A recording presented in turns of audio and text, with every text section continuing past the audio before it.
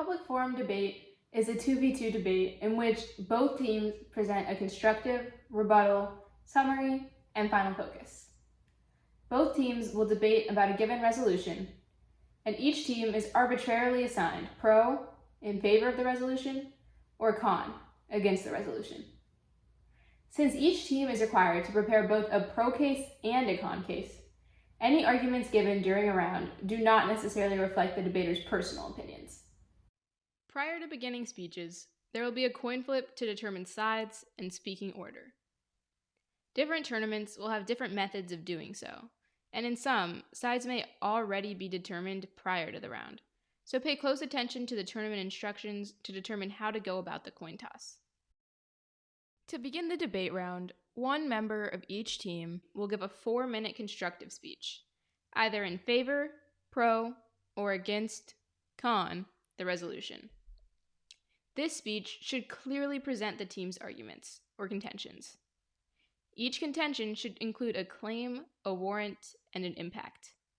The claim is the point that is trying to be made, while the warrant is the explanation of why the claim is true. Finally, the impact is the importance of the claim, or in other words, why we should care about the claim that is being made. An argument without all three components is considered weaker than one with all three components, as the debater has failed to prove why it's important. There are no minimum number of arguments or contentions required, so you may see teams with only one contention or as many as 5. The number of contentions is not as important as the quality of the contentions. Good debaters are ones who are able to effectively establish an impact, or why their argument should matter, and then weigh that impact as much more important than their opponents. Evidence used in the constructives and throughout the rounds should be from reputable sources and should directly support the speaker's argument. Without good evidence or solid logic, the argument is considered weak. Debaters are required to verbally mention the author's last name and year of publication for each piece of evidence. The entire piece of evidence is required to be available to the opposing team if it is challenged or requested for review. The judge is also allowed to view the evidence at the end of the round if it helps with the decision. Debaters who falsify evidence or misrepresent what the evidence states is a serious violation of the rules. If one team accuses the other team of misrepresenting evidence, it is highly advised that the judge look at the evidence and determine if a violation has occurred.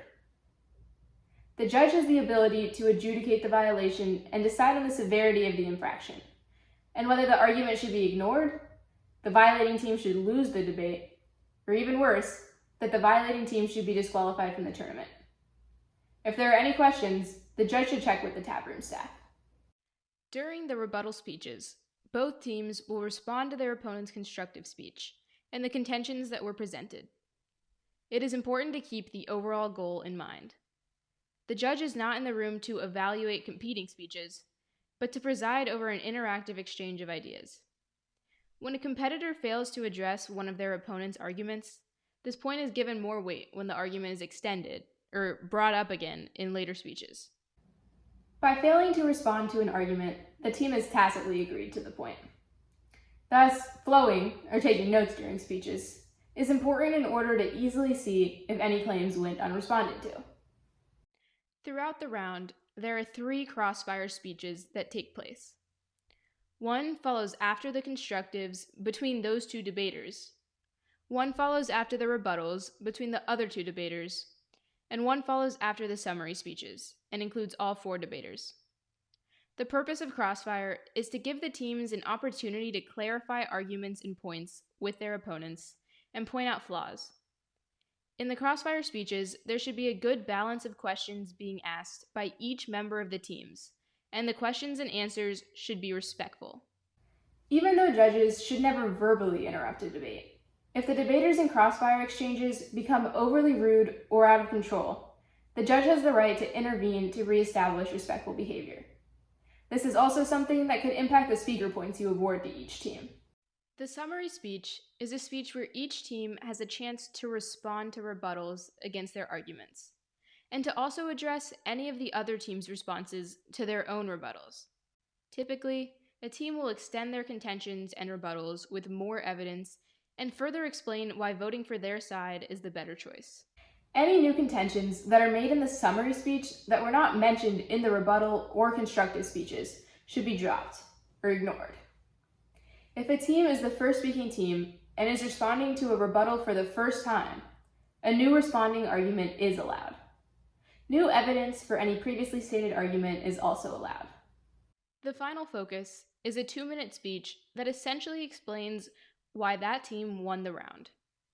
This is the speech where weighing of arguments should be done by the debaters, and they should explain why the impacts of the arguments that they believe they won outweigh the impacts of the arguments that their opponents may have won by this point in the debate.